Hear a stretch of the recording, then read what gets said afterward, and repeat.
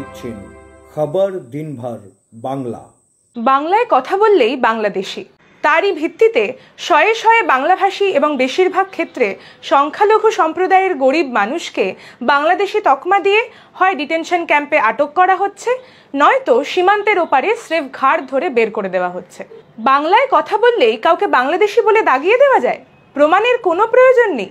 এর বিচার তো আইনি পথেই করতে হবে। বাংলায় কথা বললেই বিচার ছাড়া বলপূর্বক বাংলাদেশে ঠেলে দেওয়াই কি এখন বিজেপি রাজত্বের আইন? বিজেপি নেতারা বলছেন বাংলাদেশে অনুপ্রবেশকারীতে নাকি দেশ ছেয়ে যাচ্ছে। কেন্দ্রের অধীন বিএসএফ এর নজরদারি এড়িয়ে তা ঘটতে পারছেই বা কি করে? সীমান্তের একটা বিরাট অংশ খোলা কেন? 2011-র জনগণনায় বিজেপি কথিত লক্ষ লক্ষ অনুপ্রবেশকারীর তথ্য মেলেনি।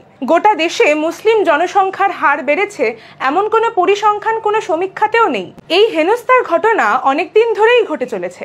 রাজ্যের তৃণমূল সরকার এতদিন কি করছিল? প্রাদেশিক সেন্টিমেন্ট তুলে হঠাৎই তাদের এত তৎপরতা কি নির্বাচন কাছে এসে গেছে বলেই? এই ভোট ব্যাংকের রাজনীতির ময়দানে যুযুধান দুই পক্ষের মাঝখানে পড়ে দিশেহারা রাজ্যের হাজার হাজার গরিব মানুষ।